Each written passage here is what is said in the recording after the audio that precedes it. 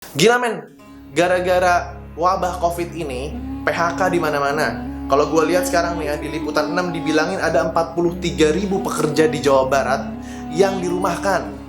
Lihat lagi dari Lampung Pos ada 24.240 buruh di Jawa Tengah ya. Jawa Tengah kena PHK akibat corona. Nah, ini udah gila sih kalau menurut gue ya. Udah bukan wabah yang ngefeknya ke kesehatan lagi, tapi ngefeknya ke ekonomi.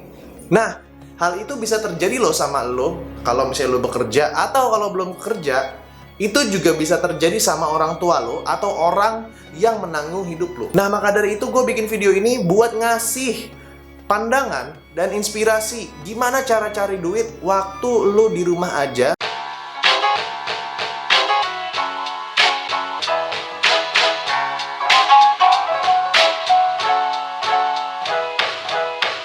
Balik lagi bareng gue di Muda Cuma Sekali, karena kita nggak tambah muda.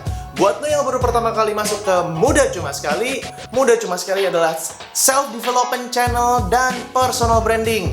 Jadi channel ini akan ngebahas tentang passion, tentang cari kuliahan yang benar, cari kerjaan yang benar. Terus habis itu lo bisa bangun personal branding di social media.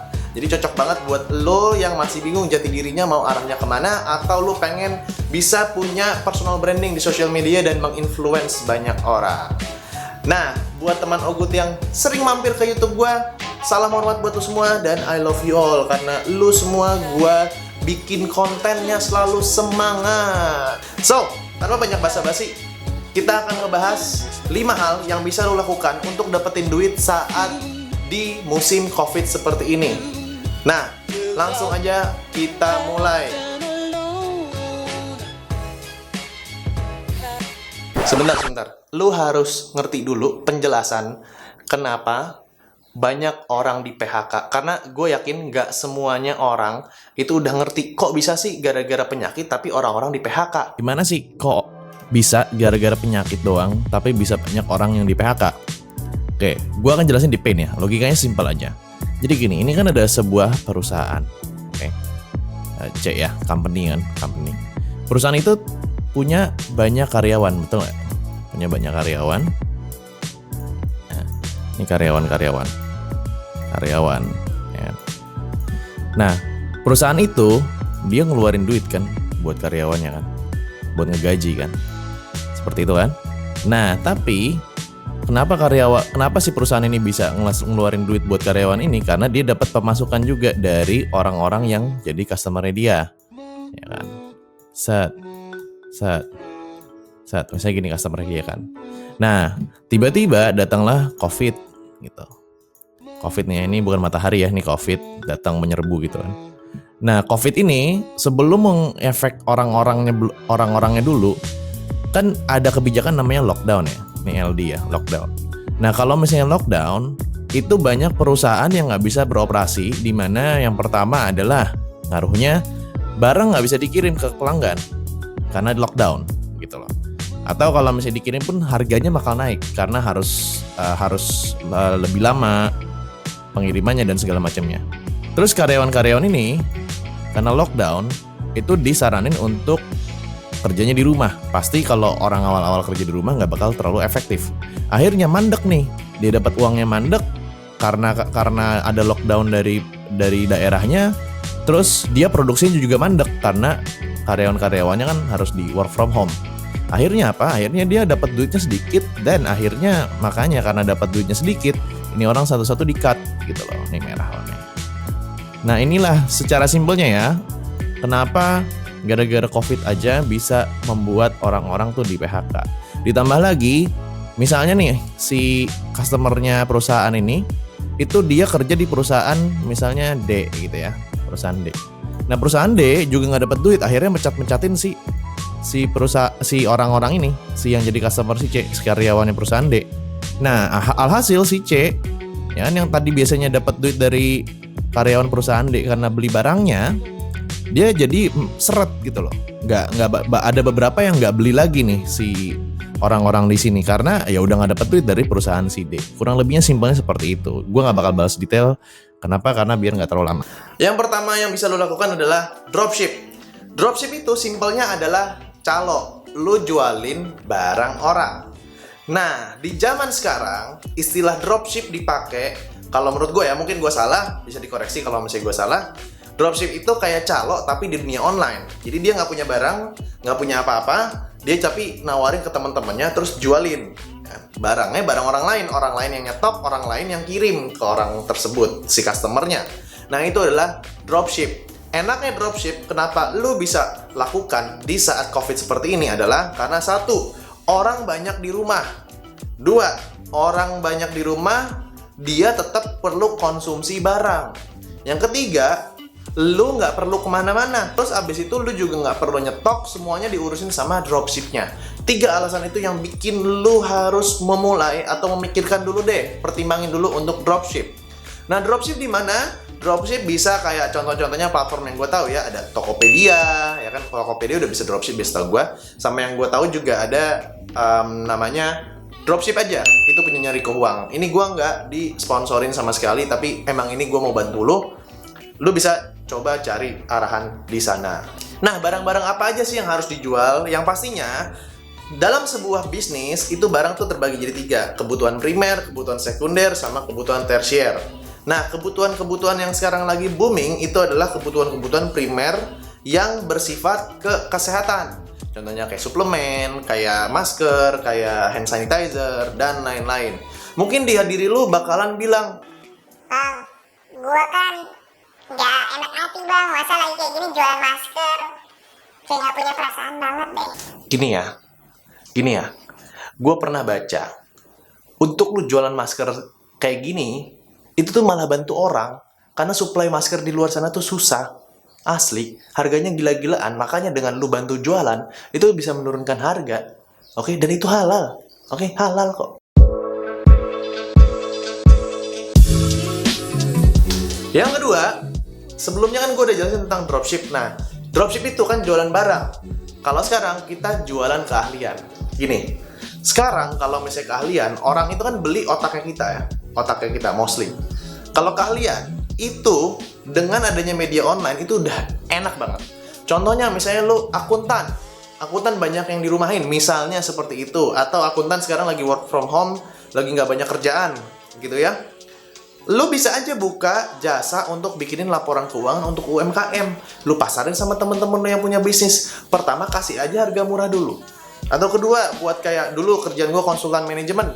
Kerjaan gue bikin sistem perusahaan, bikin prosedur, SOP ya, bikin kebijakan, bikin tools, bikin KPI, segala macamnya itu. Gue bisa aja buka, perusahaan lu mau dibikin rapih lagi nggak? Mumpung nih lagi work from home. Atau lagi pandemi kayak gini, jadi pas nanti pandemi sudah selesai, lu masuk, bisnis lu sudah rapih. Nah, lu bikinin kebijakannya apa, struktur standar operating procedure gimana, sama KPI-nya seperti apa. Nah, itu bisa dijual banget jasa-jasa seperti itu. Nah, enaknya lagi kalau jasanya bisa pakai online. Lu jadi bisa kerjanya remote, meetingnya lewat Zoom atau lewat Skype, apapun itu, kerjaan lebih efektif dan lebih efisien. Itu bisa lu kerjain banget untuk jual jasanya. Lu bisa komen ke bawah, kalau misalnya pengen tahu, misalnya lu punya keahlian apa, lu bisa jualnya seperti apa, nanti mungkin gua atau orang-orang yang nonton video ini bisa komen kasih masukan ke lu. Komen!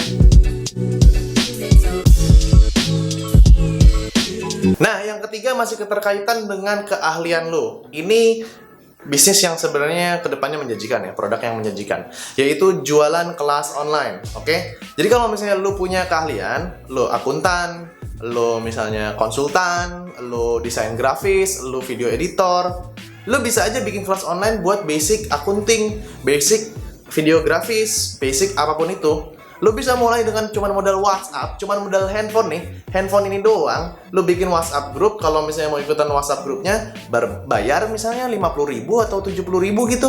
Lu ajarin basicnya gimana, lu bikinin videonya seperti apa. Seperti itu, karena coba contoh ya, akuntan, kenapa nggak lu bikin sebuah kursus, kelas online, atau kelas WhatsApp, yang lu ngajarin simple banget, laporan keuangan, income statement, atau laba rugi. Lu ajarin cara bikin return earning.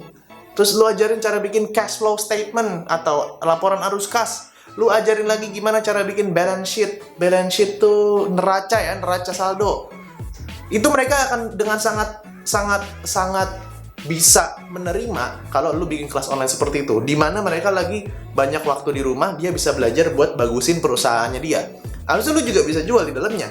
Kayak misalnya template untuk lu masukin akun-akun lu atau transaksi-transaksi lu langsung bisa kelihatan hasilnya berapa, lu customize seperti itu. Atau lu bikinin jasa untuk bikinin template Excel-nya. Itu bisa banget dipakai seperti itu. Jadi jangan habis akal. Nah, mulai sekarang coba considerationin, coba lu bikin kurikulumnya, lu coba pasarin ke teman-teman lu, jual harga murah dulu.